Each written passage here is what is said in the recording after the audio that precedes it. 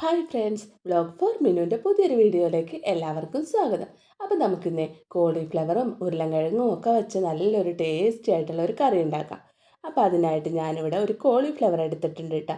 ഇനി നമുക്കിത് ചെറുതായിട്ട് കട്ട് ചെയ്തെടുക്കാം. അപ്പോൾ അങ്ങനെ നമ്മുടെ കോളിഫ്ലവറൊക്കെ ചെറിയ കഷ്ണങ്ങളായിട്ട് കട്ട് ചെയ്തെടുത്തിട്ടുണ്ട് കേട്ടോ. ഇനി അത് നമുക്ക് തിളച്ച വെള്ളത്തിലേക്ക് ഇട്ട് കൊടുക്കാം. അപ്പോൾ വെള്ളത്തിൽ കുറച്ച് മഞ്ഞൾപ്പൊടി ഇട്ട് തിളപ്പിച്ചെടുത്തതാണ്. അതിലേക്ക് കോളിഫ്ലവർ ഇട്ട് ഒന്ന് തിളപ്പിച്ചെടുക്കാം. ഇനി നമുക്ക് കറിക്ക് ആവശ്യത്തിനുള്ള ഉരുളൻകിഴങ്ങ്, സബോള, ഇഞ്ചി, വെളുത്തുള്ളി ഒക്കെ കട്ട് ചെയ്തെടുക്കാം കേട്ടോ. അപ്പോൾ സബോളയൊക്കെ ഞാൻ നീളത്തിൽ കനം കുറച്ച് കട്ട് ചെയ്തെടുത്തിട്ടുണ്ട്. പിന്നെ ഇഞ്ചിയും വെളുത്തുള്ളിയും ചതച്ചെടുത്തിട്ടുണ്ട്. ഉരുളൻകിഴങ്ങും കട്ട് ചെയ്തെടുത്തിട്ടുണ്ട് കേട്ടോ. ഇനി ഒരു ചട്ടി അടപ്പത്ത് വെച്ച് കൊടുക്കാം. അതിലേക്ക് ആവശ്യത്തിന് വെളിച്ചെണ്ണ ഒഴിച്ച് അതിലേക്ക് അരിഞ്ഞു വെച്ച സബോള, ഇഞ്ചി, വെളുത്തുള്ളി, കറിവേപ്പില, പച്ചമുളക് അങ്ങനെ എല്ലാം ചേർത്ത് നല്ലോണം വഴറ്റിയെടുക്കാം കേട്ടോ.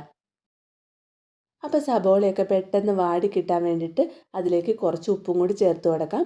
അതിനുശേഷം നല്ലോണം ഇളക്കി യോജിപ്പിച്ച് വഴറ്റിയെടുക്കാം. സബോളയൊക്കെ ഒരുവിധം വാടി കഴിയുമ്പോൾ നമുക്കതിലേക്ക് ഒരു തക്കാളി അരിഞ്ഞതാണ് കേട്ടോ. ഒരു തക്കാളിയും കൂടി ചെറിയ കഷ്ണങ്ങളായിട്ട് അരിഞ്ഞ് ചേർത്ത് കൊടുക്കാം. തക്കാളി ചേർത്ത് നല്ലോണം വഴറ്റിയെടുക്കാം. തക്കാളിയൊക്കെ ഒന്ന് ഉടഞ്ഞു വരണ വരെ വഴറ്റിയെടുക്കാം. ഇനി നമുക്കതിലേക്ക് പൊടികൾ ചേർത്ത് കൊടുക്കാം. മഞ്ഞൾപ്പൊടി, മല്ലിപ്പൊടി, മുളക് പൊടി, പിന്നെ കുറച്ച് ചിക്കൻ മസാല കൂടിയാണ് കേട്ടോ ചേർത്തത്. പൊടികളൊക്കെ ചേർത്ത് പൊടികളുടെ പച്ചമണം മാറണ വരെ വഴറ്റിയെടുക്കാം. അതിനുശേഷം നമ്മൾ കഴുകി ഊറ്റി വച്ചേക്കണ കോളിഫ്ലവറും ഉരുളൻകിഴങ്ങും ചേർത്ത് കൊടുക്കാം. പിന്നെ ആവശ്യത്തിന് ഉപ്പും ചേർത്ത് നല്ലോണം ഇളക്കി യോജിപ്പിച്ചെടുക്കാം കേട്ടോ. അപ്പോൾ നമ്മുടെ മസാലയൊക്കെ കോളിഫ്ലവറിലേക്കും ഉരുളൻകിഴങ്ങിലേക്കും പിടിക്കാൻ പാകത്തിന് നല്ലോണം ഇളക്കി യോജിപ്പിച്ചെടുത്തതിന് ശേഷം ആവശ്യത്തിന് വെള്ളം ഒഴിച്ച് കൊടുക്കാം കേട്ടോ.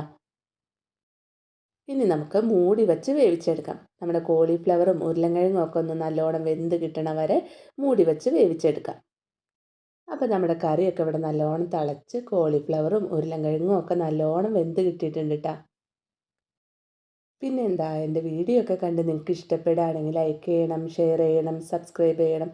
പിന്നെ നിങ്ങളുടെ അഭിപ്രായങ്ങളൊക്കെ കമൻറ്റിലൂടെ അറിയിക്കണേ.